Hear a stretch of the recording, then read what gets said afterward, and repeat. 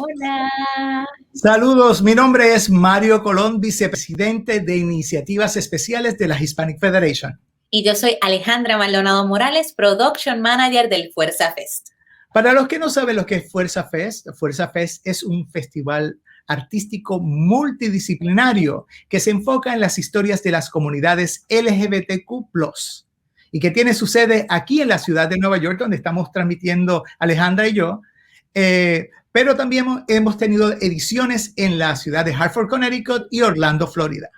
Y ahora, gracias a todas las curvas que nos han tirado los últimos 2 años, también contamos con una versión virtual llamada Quarantine Fuerza, con ediciones en 2020 y el pasado mayo 2021. Y si te perdiste la pasada edición, no te preocupes, que el domingo 27 de junio estará accesible para todos en nuestra página fuerzafest.org. Y esto va a ser dentro del marco de las celebraciones del Día del Orgullo LGBTQ. Así que celebra con nosotros Pride, Orgullo y visita nuestra página fuerzafest.org. Bueno, Alejandra, tú sabes que el teatro es el corazón de Fuerza Fest. Y en el día de hoy vamos a tener nuestro primer panel virtual, donde estaremos hablando precisamente de eso, del teatro, y lo pondremos como protagonista. Es un panel que vas a estar moderando tú en el día de hoy. Háblanos un poquito sobre qué la gente puede esperar de este panel. Sí, en el día de hoy estaré conversando con algunos de los dramaturgos que han formado parte de la trayectoria del Fuerza Fest. Estaremos hablando de su trabajo, de qué los inspira y de cómo logran hacer esas cosas interesantes que hacen del Fuerza Fest y de la parte teatral del Fuerza Fest tan interesante. Y hablando de teatro, vamos a presentarles a todos los que se han conectado con nosotros en el día de hoy una muestra de lo que es Fuerza Fest.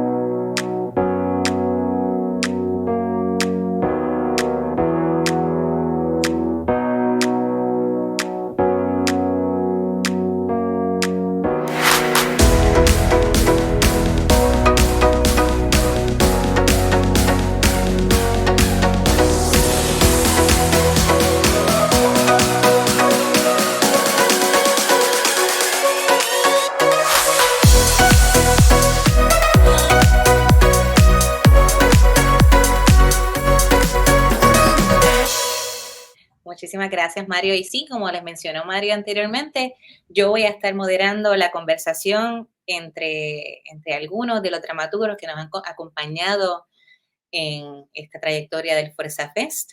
La conversación va a estar dividida en 2 secciones.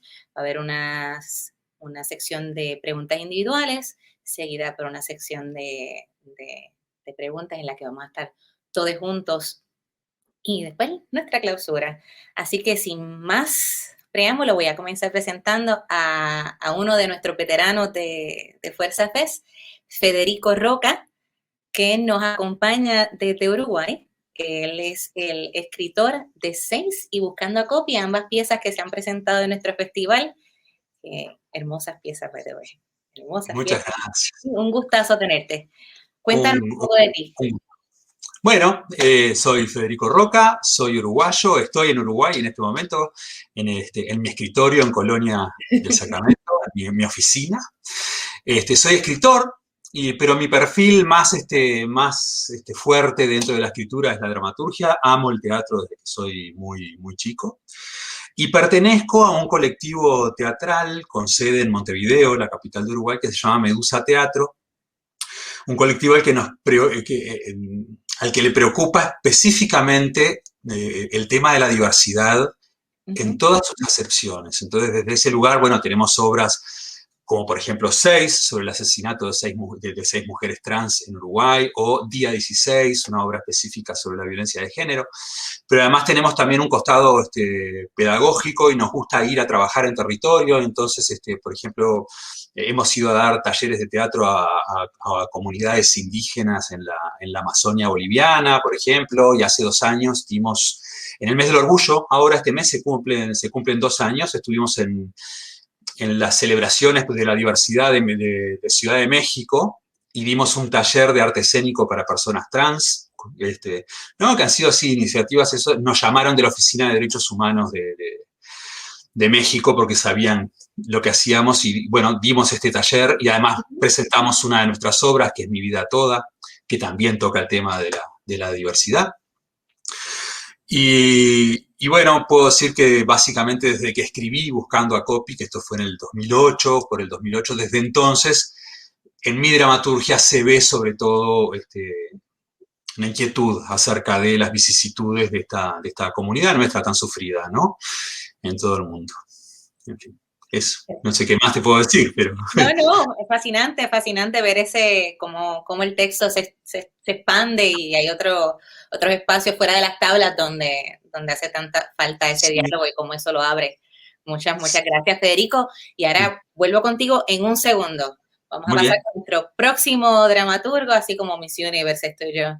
Ahora nos llega desde Santa Bárbara, California, nuestro puertorriqueño Leo Cabranes Grant. Hola, ¿qué tal?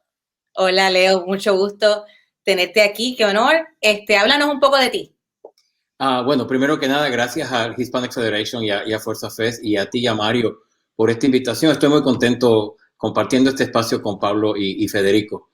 Hablar de mí, bueno, para eso escribo teatro, para que otros hablen, ¿no? Verdaderamente. Yo estoy aquí en la Universidad de California en Santa Bárbara, donde soy profesor en 2 departamentos, español y portugués, y teatro y danza, y trabajo cuestiones de la teoría de la performance y la cuestión intercultural, tanto en el Renacimiento en Europa como en el Caribe contemporáneo. Así que me paso saltando el Atlántico de un lado a otro y en ocasiones incluso al Pacífico. Como parte de ese trabajo también escribo teatro tanto en inglés como en castellano, ocasionalmente dirijo y también escribo poesía y últimamente he empezado a escribir ficción.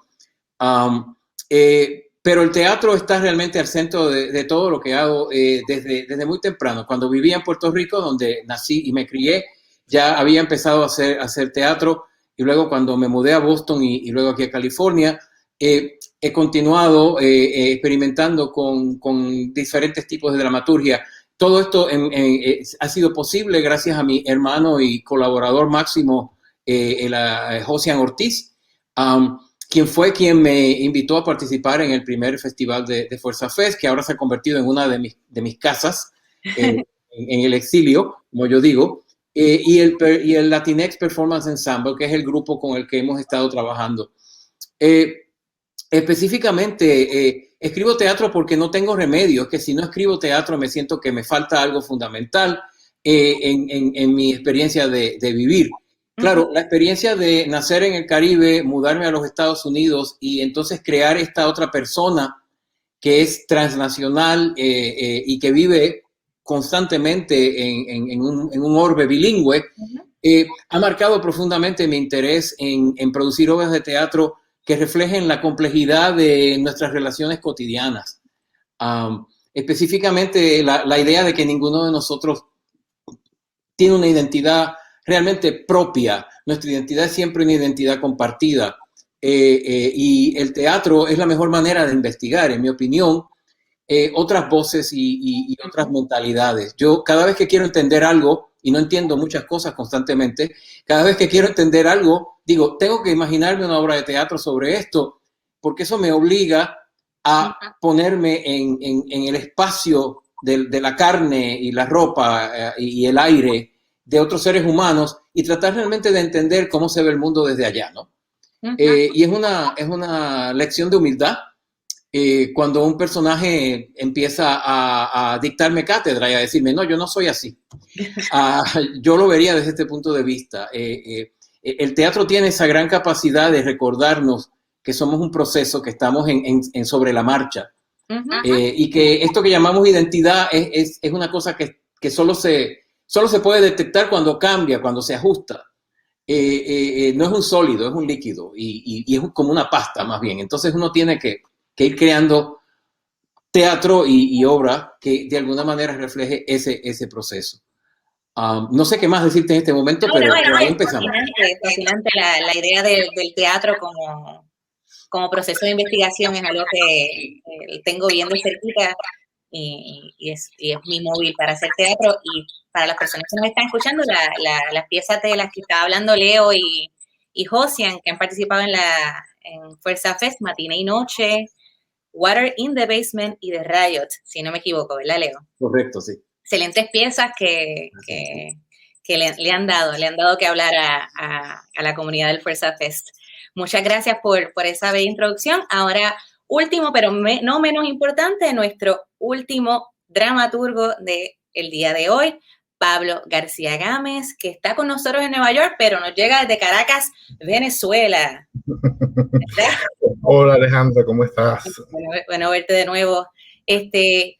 Has participado con nosotros en Fuerza Fest con diversas obras de diversos temas, que es hermoso, Olvidadas, El Goz y La Vieja Herida.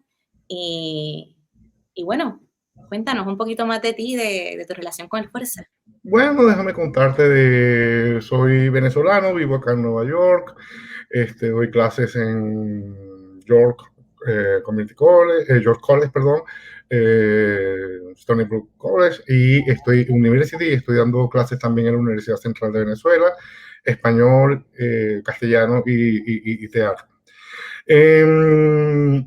Nada, tengo una relación muy profunda con Fuerza Fest. De hecho, Leo estaba diciendo el respeto que tiene Fuerza Fest. Para mí tiene un respeto enorme porque podemos contactar, podemos hablar, podemos dialogar, podemos presentar, y es una oportunidad muy buena para los autores de la ciudad, y no, a veces que no son también de la ciudad necesariamente, pero es un festival que ha crecido muchísimo, y que todos esperamos cuando se celebra para poder participar de alguna manera u otra, si no es con un texto, por lo menos de público, porque se aprende muchísimo allí. Mi relación con la dramaturgia, bueno, ya hace algún tiempo, de hace unos cuantos años, tengo piezas que tratan sobre la temática de LGTBQ+.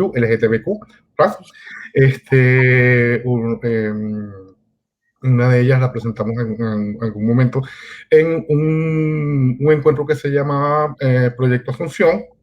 Se presentó Noche tan linda y eso, y como estaba comentando Leo, estoy acá afuera y se ha ido formando una identidad híbrida, vas descubriendo cosas y te preguntas, me pregunto mucho por qué esto, y ahí comienzo a escribir teatro, y empiezo a mostrarlo para hacer diálogos, ¿no? Para crear diálogos, para discutir, y bueno, Fuerza Fest es el espacio idóneo para ese tipo de experimentos. No sé qué otra cosa quieres que te diga. No, eso es fantástico. Yo de los tres, eres la persona con la que más he compartido así seguido, porque estás en Nueva York. So, también he tenido esa experiencia de ser público y de sentirme segura en un espacio donde tener conversaciones que no siempre son tan fáciles de tener. So, gracias a Fuerza Fest y a Mario por montarme en el barco. Ahora Muchas gracias por esa bella introducción y gracias a todos los dramaturgos por acompañarnos en esta versión virtual del panel, poniendo el teatro como protagonista. Ahora vamos a brincar al área de las preguntas, rapidito, y quiero comenzar con Federico. Federico, pregunta para ti, sí. Tienes 2 obras que nos mencionaste anteriormente, 6, Buscando a Copy, y nos has mencionado que parte de tu trabajo se ha centrado en investigar la realidad de la comunidad trans, particularmente en tu país, en Uruguay, y te has hecho de eventos reales y de personalidades reales para presentarlos de maneras muy, muy diversas. Y de la perspectiva, que es una de las cosas que me parece más interesante, no solo de personajes dentro de la comunidad LGBTQ y A+, sino fuera.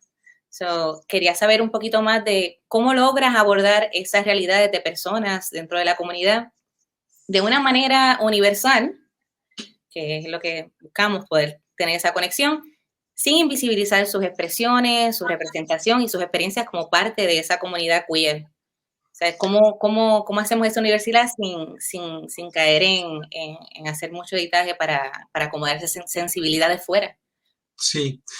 Leo decía algo acerca de eso cuando hablaba Leo recién, ¿no? Y es un permanente ejercicio de empatía. En el caso específico de 6, lo que ocurrió con 6 es que nosotros no queríamos mostrar a estas mujeres transexuales asesinadas porque ya estaban muertas. Entonces, más bien nuestra pregunta es, ¿qué pasa con este vacío, no? O sea, ¿a quién le queda vacío? Nos llevó 2 años de investigación de la creación de ese texto y que es un poco más larga que la versión que ustedes vieron, en realidad, por una cuestión de tiempos y de momentos. Bueno, con Pablo Andrade, el director, le sacamos un par de escenitas.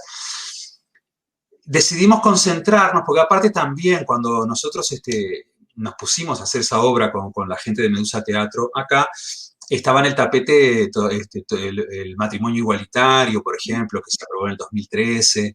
Estábamos en todo ese viaje y nos dábamos cuenta de que había y hay mucha gente que tiene mucho miedo a las personas trans, a la comunidad LGBT en general, pero específicamente a las personas trans. Por eso suelen ser, de todo el espectro LGBT, las personas trans suelen ser las más invisibilizadas, ¿no? Y las más vulneradas. Y entonces, quisimos rescatar todo lo humano a través de las personas que habían conocido a estas personas, a estas mujeres trans. Entonces, también eso nos permitía poner en escena las historias de estas mujeres sin poner, y voy a entrecomillar bien grande, porque no es mi concepto, pero sí es el concepto de la sociedad, sin poner al monstruo en escena para que la gente no se asustara. Entonces, nos concentramos en los relatos de amigos, madres, vecinas, ¿no? Y armamos la historia, y todas las historias quedaron armadas a través de la mirada de otros. Entonces, eso hizo que la empatía, que el público empatizara más fácilmente, porque no tenía que estar pensando en qué era lo que tenía delante, que es una cosa que ocurre, ¿no? O sea, que ocurre las personas, en general, el llano, la gente común, cuando se enfrenta por primera vez a una persona trans, siente desconcierto, sigue ocurriendo eso. O sea, todavía no se ha naturalizado, que es una palabra horrenda, pero para que se entienda lo que quiero decir, no se ha naturalizado la existencia y la vida de las personas trans junto a nosotros, ¿no? Siempre han existido, siempre han estado, no es nada nuevo.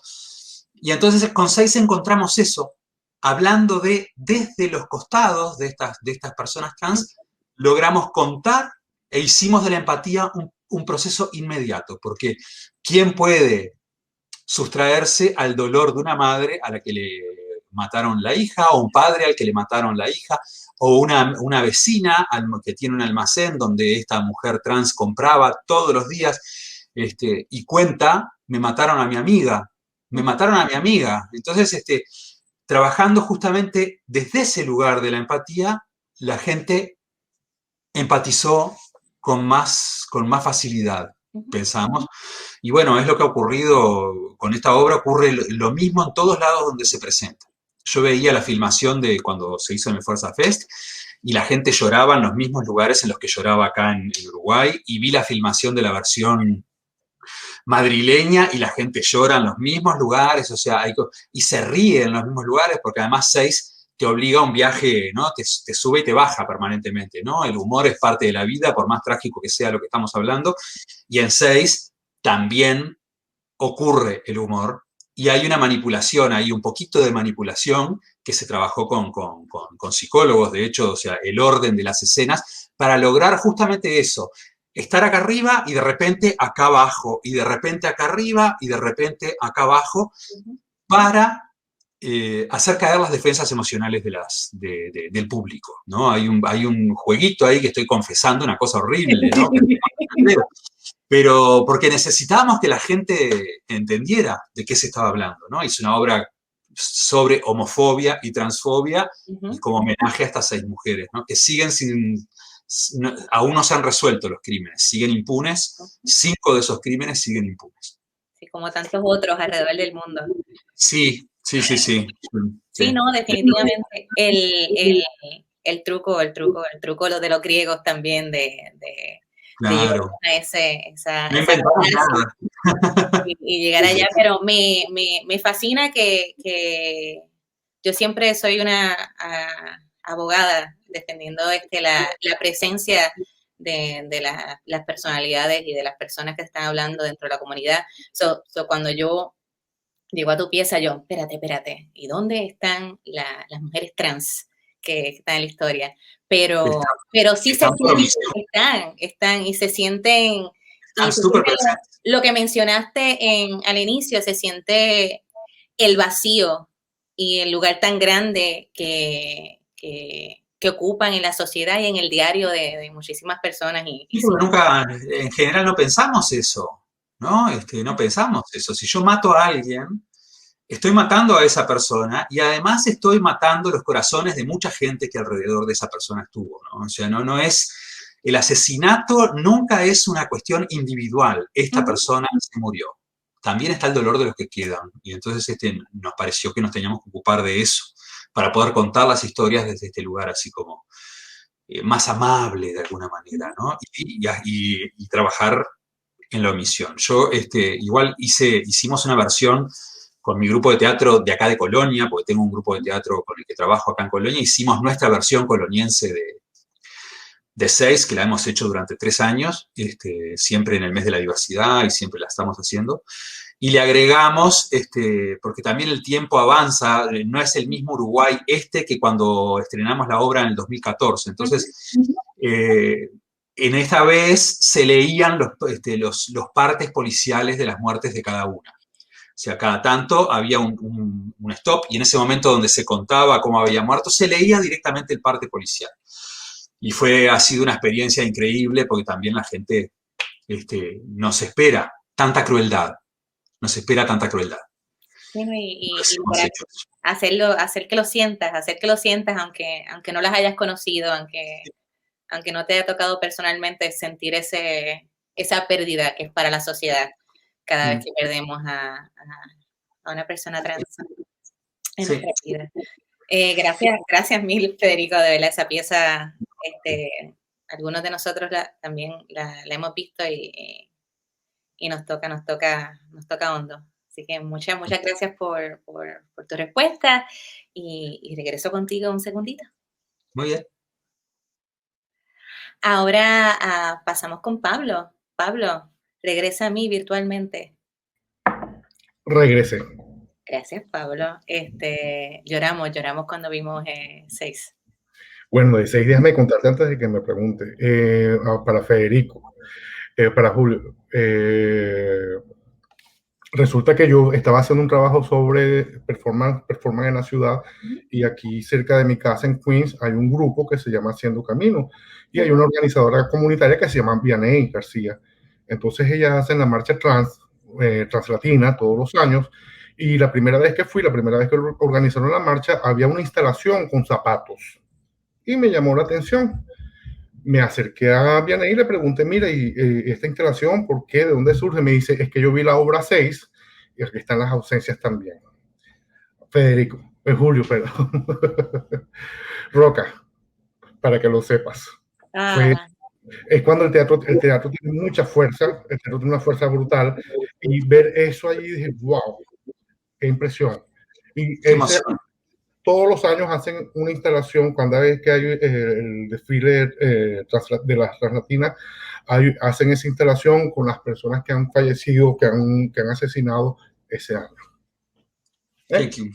Gracias por contarme esto. Sí, gracias mil, Pablo, por traerlo a la mesa. De verdad que ahí es que vemos, que el teatro siempre es un reflejo un reflejo y una reacción a lo que está pasando en la sociedad y lo que está pasando en el tiempo presente donde estamos. Y la realidad es que en el trabajo de todos ustedes lo vemos representado cómo van hilvanando todas estas realidades en que existen las personas, no solamente los personajes que creamos, sino las personas que inspiran la escritura.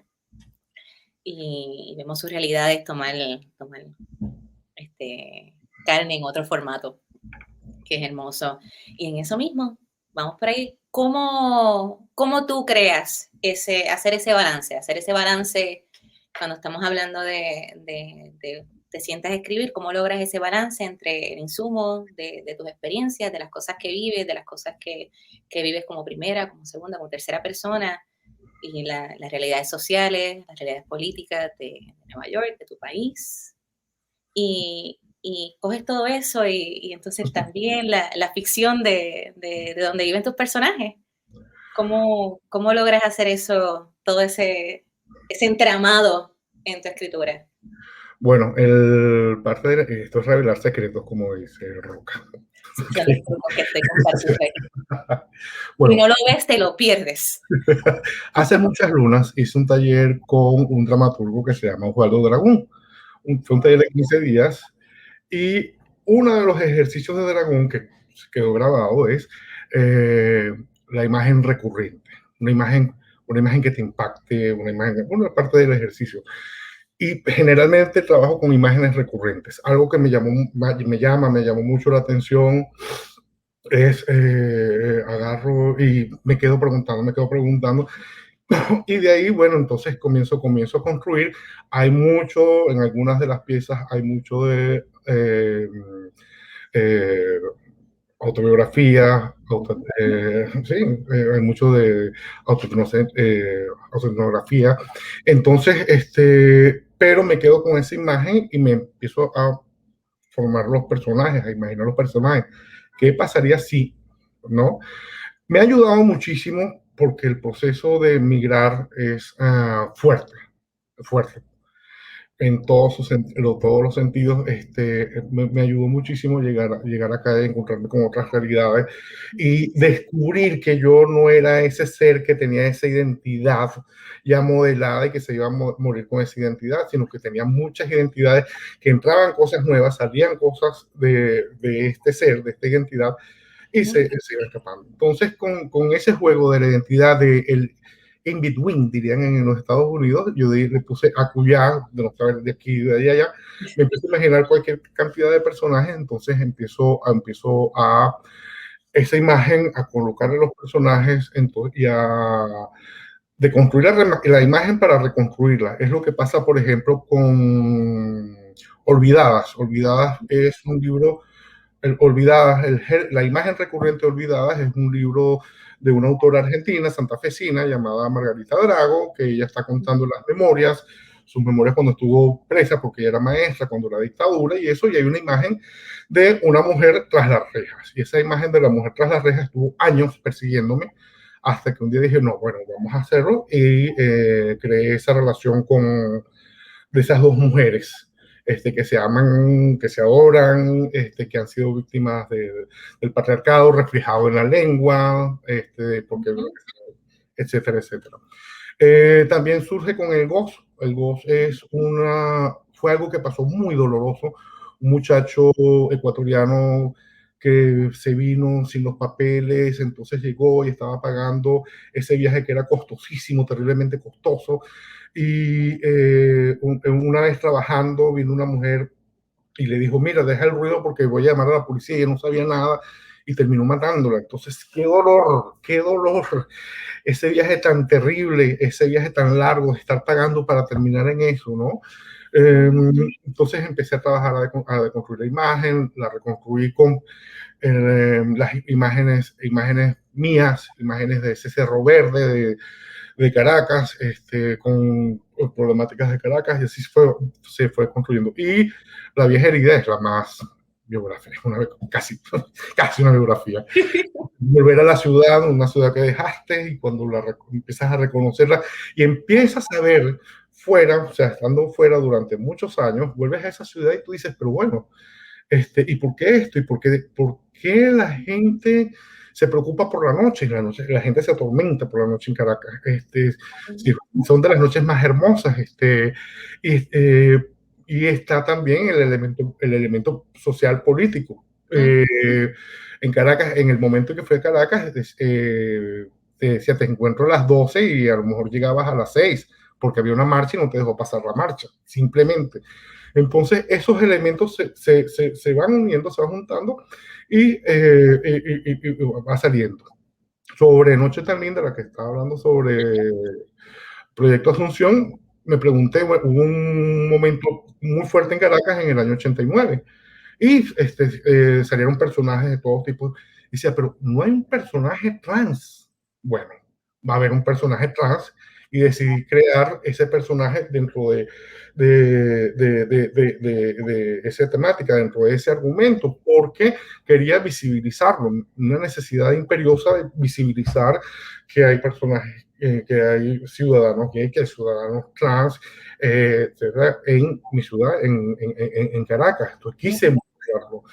Y de ahí, bueno, por ahí voy haciendo las piezas con la imagen recurrente, con ese acullá, y esa necesidad de tratar de explicarme el mundo y tratar de compartir esa explicación con la audiencia, con los espectadores. Sí, no, y qué lindo que lo pongas así, sabes que como te llega la imagen recurrente y entonces un poquito de Pablo y un poquito de lo que Pablo ha vivido y un poquito de donde te encuentras, de tu historia, pero que además de esa reflexión de tus experiencias, también que lo debería hacer todo el que escribe. Siempre, ¿quién no está aquí en mi historia? ¿Quién yo sé que existe en mi país y quién yo sé que es parte de la sociedad que no está aquí? Y te haces esa pregunta y haces ese personaje trans, que esa pregunta, ¿por qué no nos cuestionamos quién nos falta? Tenemos que cuestionarnos, mientras no nos cuestionemos, mientras haya una sociedad que voltea hacia un lado, estamos en problemas. Hay que visibilizar, hay que mostrar, hay que salir y decir qué es lo que pasa, por qué no están. Tenemos derecho a estar todos. Tenemos derecho a estar todos, sí, usted. Palabras más ciertas no se han dicho jamás. Ay, como dice.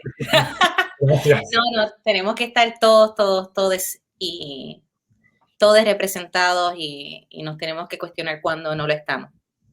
Así que muchas gracias por esa gran respuesta y por ese ejercicio que me llevo, y espero que nos llevemos en todo, no solamente en la escritura, sino cuando estamos en procesos de quién está en la mesa, quién está en la reunión, quién falta y cómo lo traemos. Muchas gracias, Pablo. Regreso contigo en un segundo.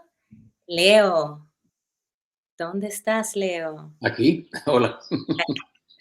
Hola, Leo, muchas gracias por estar aquí y por dejarme hacer todas las preguntas, igual a todos, dejarme hacer todas las preguntas que yo quiero.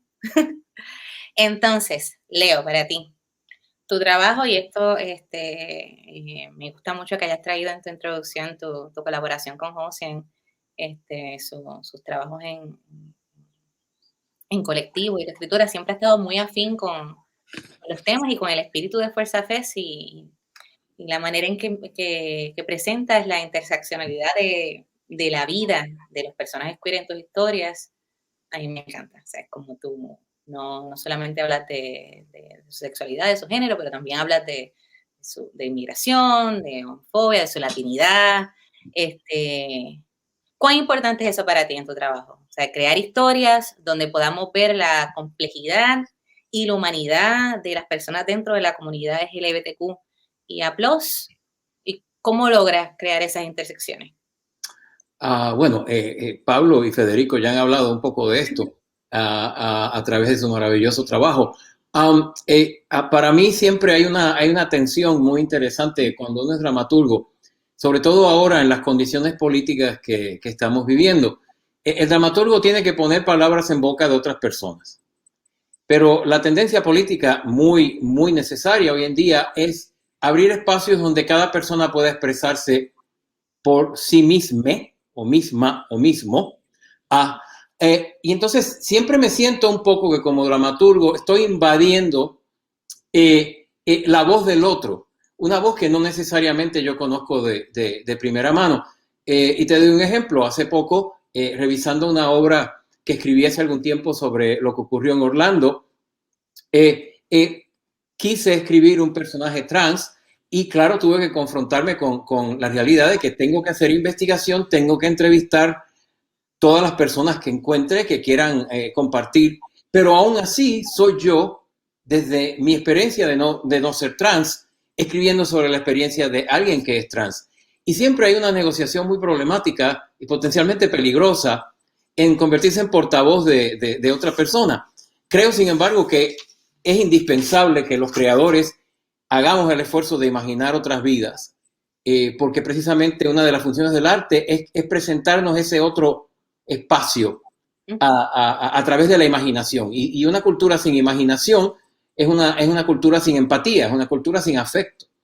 En las obras que he escrito para Fuerza PES, siempre he trabajado lo de la interseccionalidad, porque siempre he tenido esta visión que sí emerge de una experiencia personal de migrar, de que cada vez que conocemos a otra persona, cada vez que cambiamos de espacio o de tiempo, estamos reformulando nuestra identidad. La identidad es una continuidad, pero es una continuidad cambiante. Entonces, ¿cómo uno logra interpretar, poner en visibilidad a través del teatro ese proceso de reajuste constante de la identidad, que es ser una persona? Por ejemplo, en Matiné y Noche es un reajuste entre el hijo y la madre, y dos experiencias muy distintas de Puerto Rico.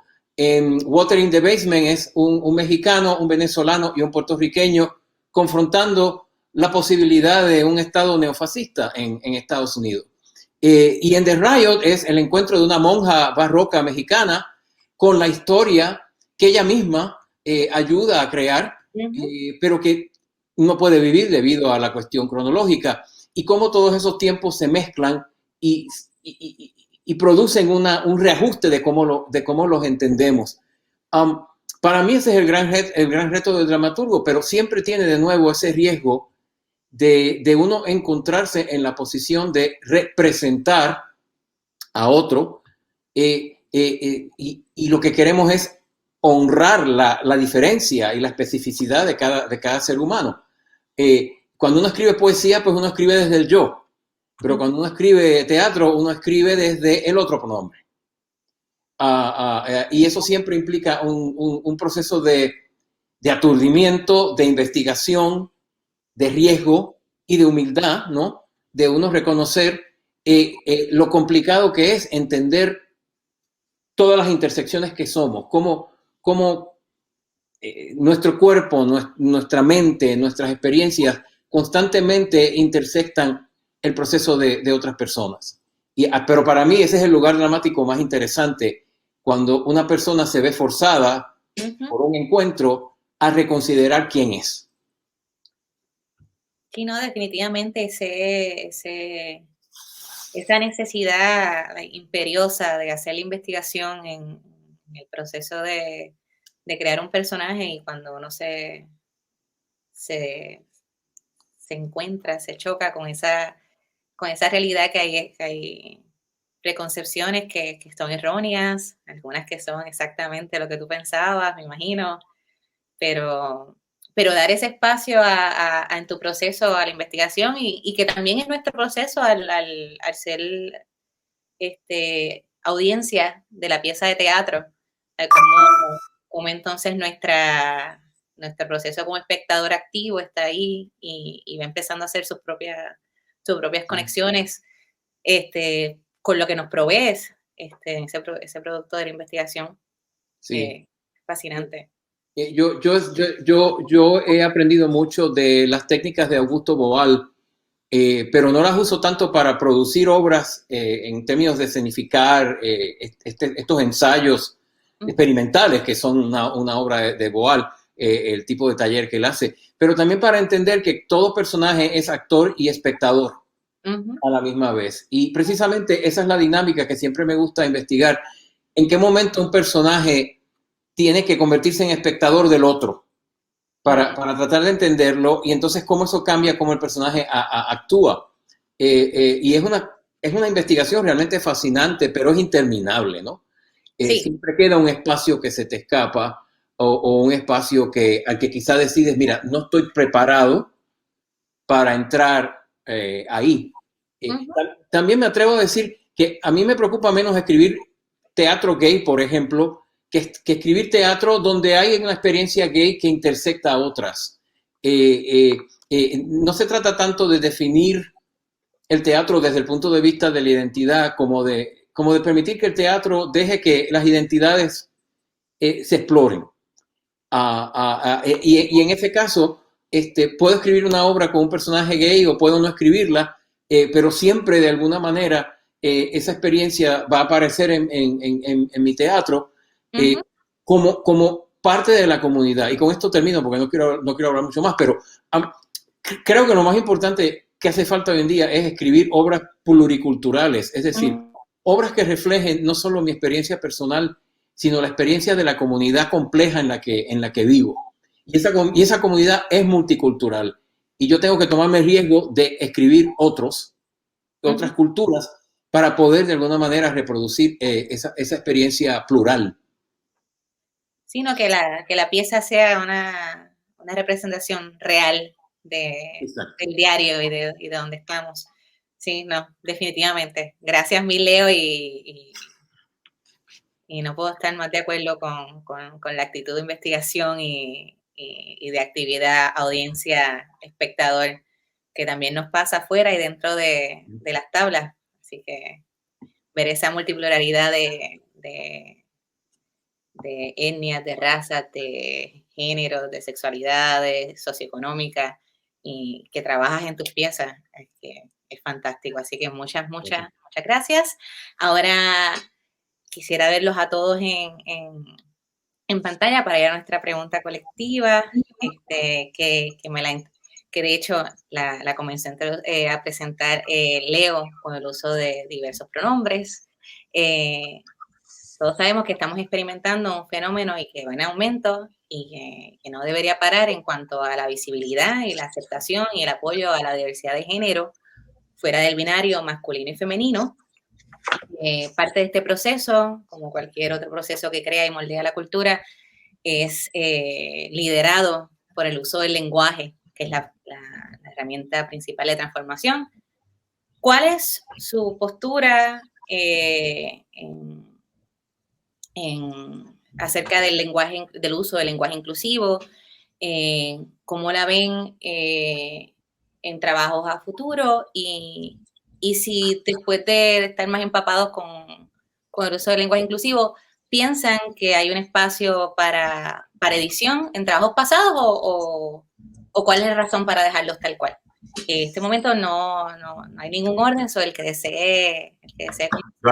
Iba a ser una acotación que ya se está dejando de usar la definición de lenguaje inclusivo y se está pasando al lenguaje no binario, porque se presta confusiones lo del lenguaje inclusivo y a que la gente haga chistes fuera de lugar, en realidad, ¿no? Como, por ejemplo, decirte que tenés que ir a estudiar braille o lengua de señas y que eso es ser inclusivo, ¿no? Bueno, pero lo del lenguaje inclusivo es otra cosa, así que se empezó a decir ahora, hace un tiempito, lo del lenguaje no binario.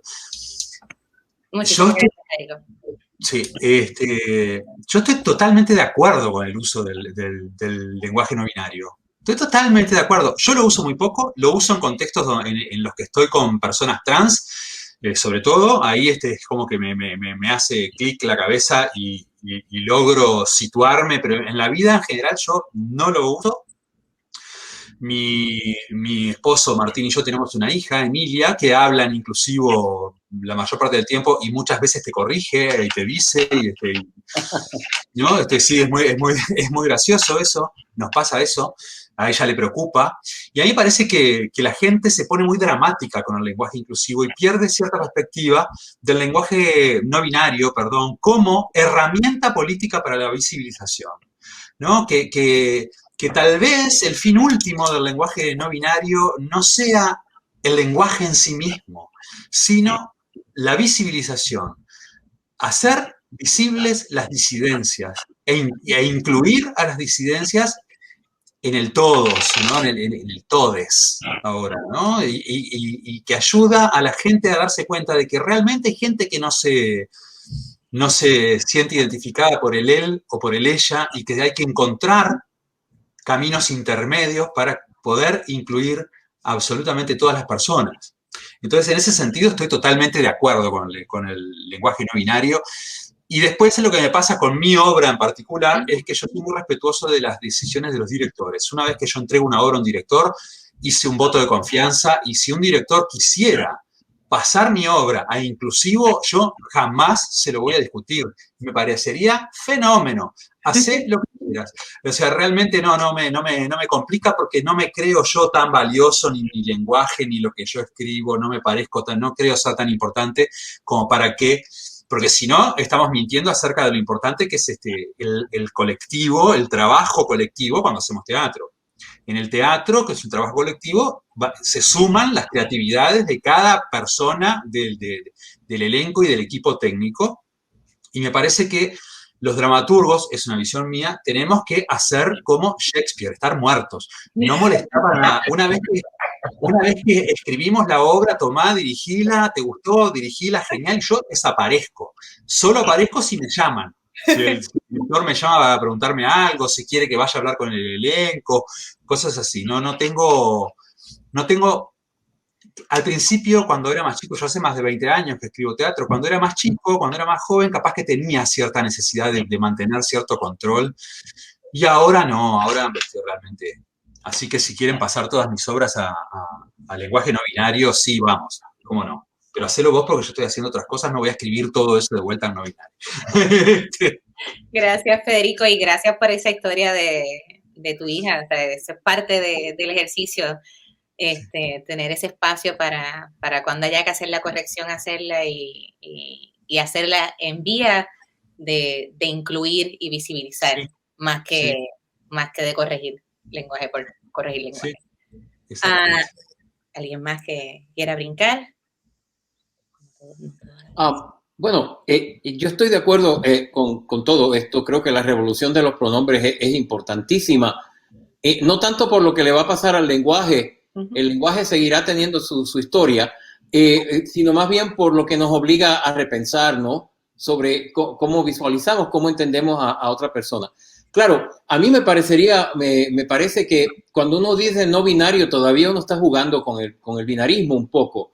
Y lo que yo me pregunto es cuál sería quizá los poetas tendrían algo más que decir en esto. ¿Cuál sería la posibilidad de crear un lenguaje que no solo esté en contra o en rechazo de lo binario, sino que empiece a partir de no ser binario, punto? ¿Hasta qué punto nuestro lenguaje puede bregar con esto y solamente un universo visual, no verbal, podría ser quizá el lugar donde se podría explorar esto mejor? Pero estar en contra de una cosa es un momento militante y es necesario, pero si uno está en contra de algo mucho tiempo, ese contra se convierte en un espejo también de uno. Entonces, la idea es cómo podemos romper el espejo. A mí me encanta romper espejos, y por eso en casa no hay ninguno, porque creo que ese momento en que uno rompe, uno dice, ok, él, ella, ellos, ellas, todes, todas, es importante, pero ¿qué pasa si tratamos de imaginar un espacio donde empecemos desde el proceso mismo? en lugar de cambiar de una clasificación a otra. Quizás Claro. imposible, pero lo imposible creo que es parte fundamental del teatro. No, pero es bueno hacer el ejercicio de imaginárselo. Ya el ejercicio de imaginarse eso que estás diciendo ya es enriquecedor. Definitivo, Sí, claro. definitivo. Muchas gracias, Leo. Pablo, ¿algo que quieras añadir? Bueno, soy teatrero, me gusta echar cuentos desde el teatro. Entonces, uno de los encuentros que tuve con un pronombre fue en esa obra que te estaba comentando, Noche tan linda. Al final de la pieza, la madre durante toda la obra se la pasa peleando con Macario, porque él no es Camelia, sino Macario, y tal, y tal, y tal, y tal, y tal.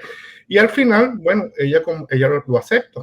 Entonces, Camelia se va a un nightclub y se va preciosa, no sé cuánto, y la madre le dice, viéndose en la versión original, Dios me lo bendiga. Un día me invitan a un ensayo, voy al ensayo, y en una de esas, la actriz, que es una actriz sensible, muy pila puesta, agarra y dice, Dios me lo bendiga. Yo salí gritando, feliz, corriendo, zapateando. Fíjate la fuerza de los pronombres. Me cambió la obra. Yo pienso que la lengua es un instrumento político. ¿Okay? Creo que lo que se está haciendo actualmente es política, tratar de contener ese lenguaje inclusivo o no binario. Como una manera de hacer política de restringir, ¿no? Estoy muy de acuerdo que hayan para nombrar a ese otra, que se incluya y se trabaje, se utilice dentro de las piezas. Si en alguna pieza mía que ya he escrito, el director dice, bueno, vamos a trabajarlo. Estoy un pelín ocupado, si estoy desocupado lo trabajamos juntos, pero si no. Y en el futuro, Claro, probablemente. ya la escribí la obra, no la voy a escribir de vuelta. Vale, o sea, mira, para mí fue la gloria. Entonces sí, es una lucha más que de lengua, detrás de la lengua está escondida una actitud política muy fuerte. Claro. Hay algo más que me quedó respecto a esto, que es que no existe la policía del lenguaje y nadie tiene derecho a venir a decirme cómo debo hablar. O sea, además de todo esto que hemos estado diciendo los cuatro, nadie puede venir a imponerme una forma de hablar. Yo hablo como quiero. Además, ese también es un argumento para sostener el lenguaje no binario. Porque ¿por qué yo voy a hablar como vos querés? ¿Quién sos?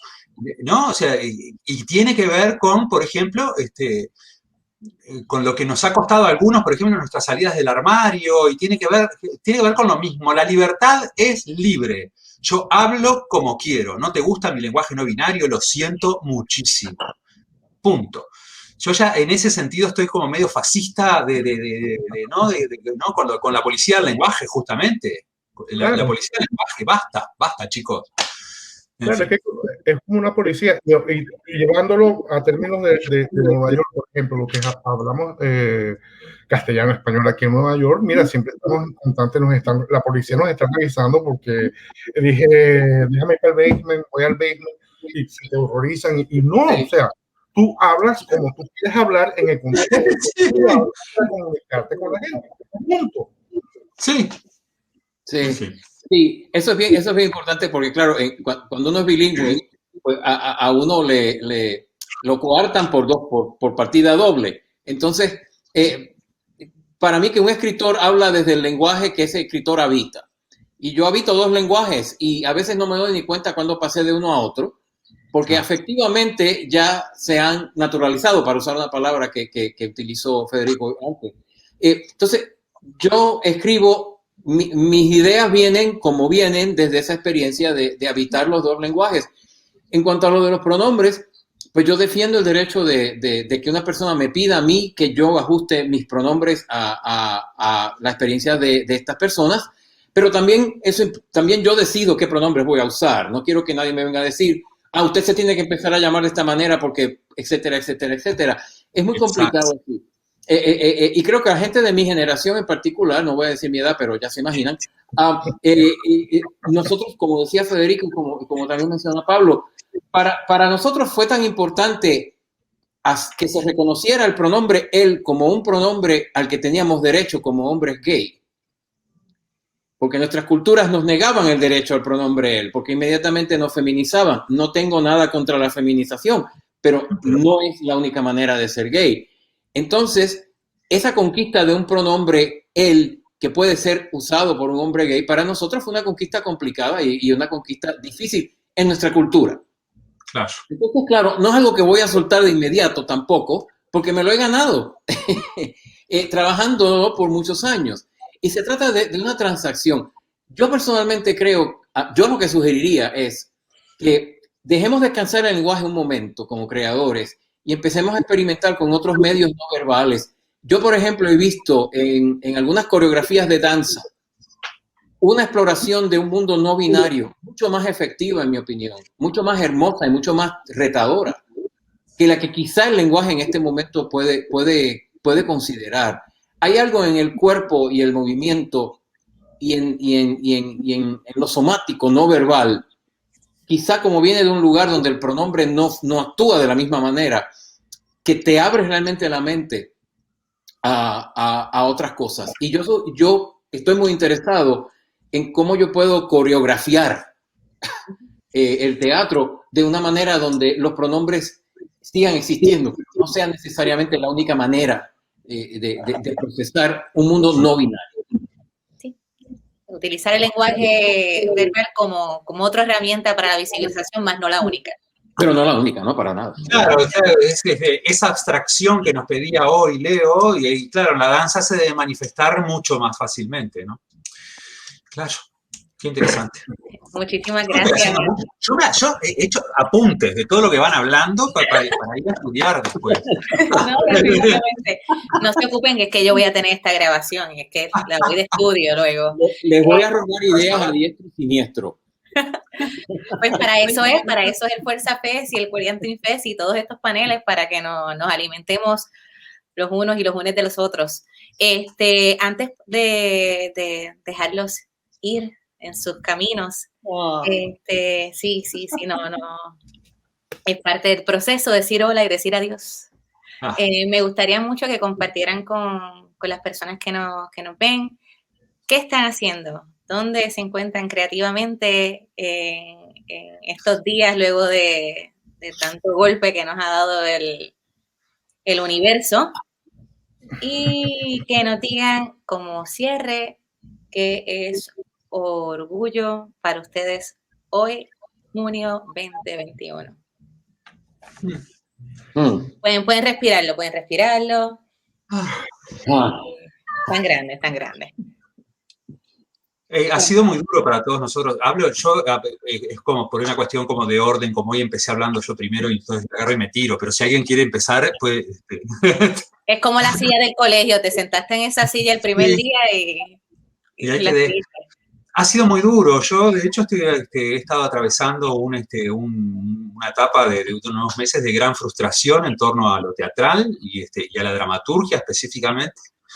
Y me he volcado a escribir otras cosas. Ahora estoy escribiendo una novela que es ambientada en 1989. Y esto lo digo porque Pablo dijo algo hoy de 1989 y bueno, que es un momento muy particular para el Uruguay, el 89, ¿no? Y el año pasado logré hacer una obra de teatro. Pude hacer algo acá en Colonia, hicimos 6, hicimos Mi vida toda, pero con muy poquitas funciones, y después la Comedia Nacional en Montevideo estrenó una obra mía sobre los primeros meses de la pandemia y los confinamientos, y donde hice eso que decía hoy Leo y lo mismo que decía Pablo, metí una persona trans, metí una pareja gay, y además todo otro montón de gente, ¿no? Esa cuestión de mostrar por fuera del drama, o sea, no dramatizar lo LGBT, no problematizarlo en el drama, mostrarlo como... Y ahora están de preproducción de una obra mía que se llama La Desmesura, Son dos parejas gays con sus avatares amorosos de la mediana edad. Me parecía importante llevar al teatro una historia así, también, donde la homosexualidad no se problematice en el drama, sino tengo estas dos parejas, les pasa esto, se confunden, les pasa esto. Pero estoy más escribiendo más narrativa que otra cosa, porque es difícil escribir teatro no sabiendo cuándo vamos a poder volver. Es difícil, es doloroso, duele mucho. Nos han arrancado algo, ¿no? Toda esta situación nos ha arrancado algo y es muy doloroso. Entonces estoy escribiendo otras cosas porque soy escritor, entonces escribo igual, ¿no? Pero sí. Orgullo para mí es poder decir en cualquier ámbito y en cualquier lugar, yo soy todo esto. Soy todo esto. No tiene más vueltas, no es mágico, sobre todo desde unos años a esta parte, no sentir más vergüenza de absolutamente nada. Eso es orgullo para mí. Y entonces estoy en una ciudad del interior de Uruguay, una ciudad muy chiquita de 20.000 habitantes, un poco más, y Martín y yo andamos de la mano por la calle y no nos importa, y bueno, y eso ha logrado también que la gente se habitúe a ver algunas cosas, pero orgullo es poder decir yo soy esto y defenderlo a como dé lugar y no dejarme pasar por encima de ninguna manera. Es simple, simple. Sí. Gracias, Federico. Me tiro. Mira, este año ha sido un año, como diría Carlos Dickens, ¿no? Era el mejor de los tiempos y el peor de los tiempos, en el sentido de que he descubierto una gran capacidad para la intimidad mediada que yo no tenía antes, porque puede ser muy íntimo estar en una cámara y hacer este close-up constante. También me he dado cuenta que nada puede sustituir el abrazo que no he podido dar a tantas personas. Afortunadamente tengo a mi esposo y nos hemos abrazado mucho en este año, pero también uno quiere la comunidad en general, ¿no? He escrito una obra de teatro imaginándome cómo se va a sentir la gente un año después del COVID y tratando de pensar, bueno, ¿qué pasa cuando esa solidaridad post-COVID se empiece a retar con las necesidades económicas e ideológicas que van a seguir ocurriendo? Y siempre me gusta mucho investigar, como ya ves, ¿qué podría ser eso? En cuanto a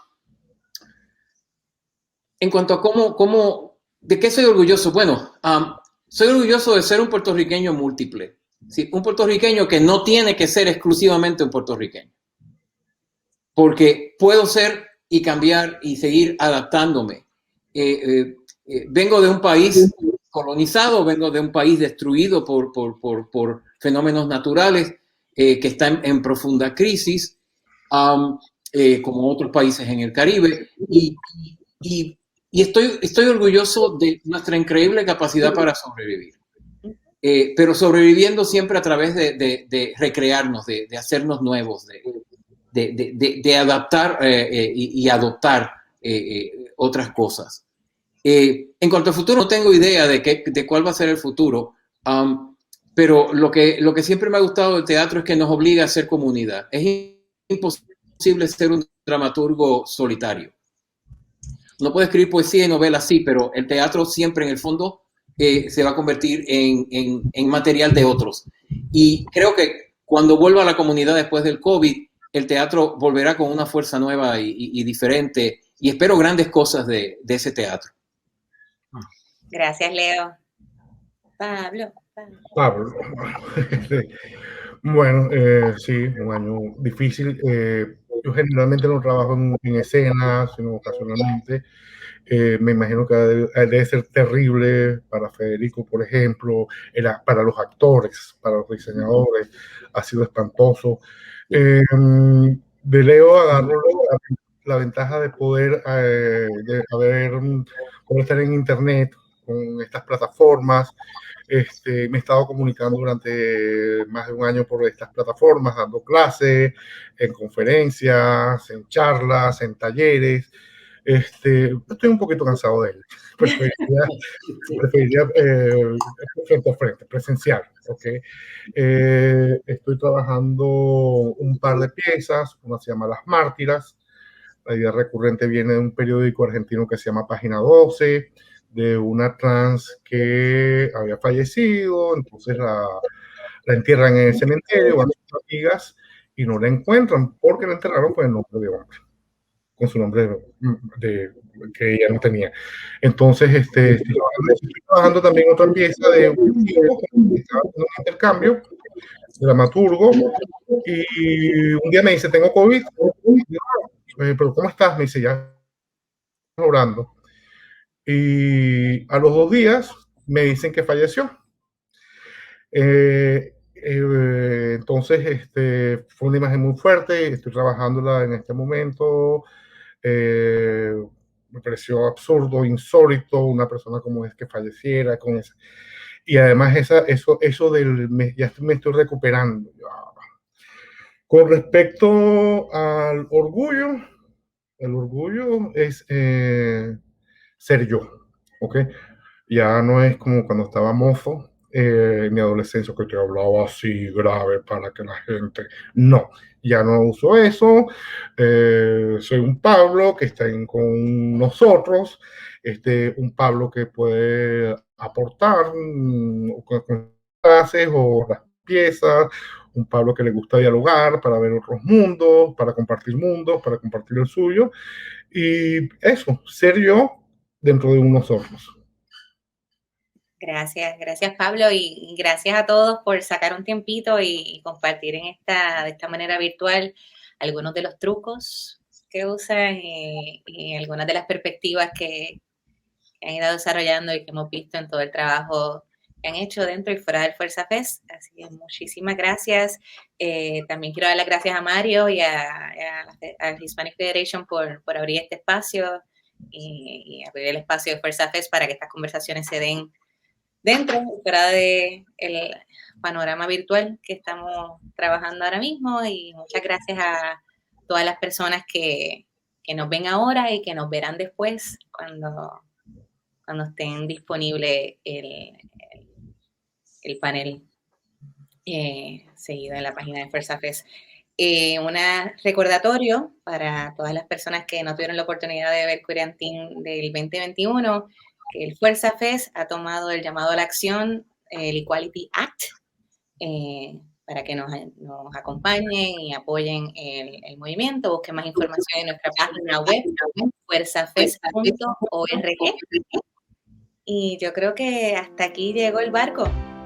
Hasta la próxima ocasión. Muchísimas gracias a todos. Gracias por la invitación. Un beso grande a todos. Un abrazo grande. Gracias.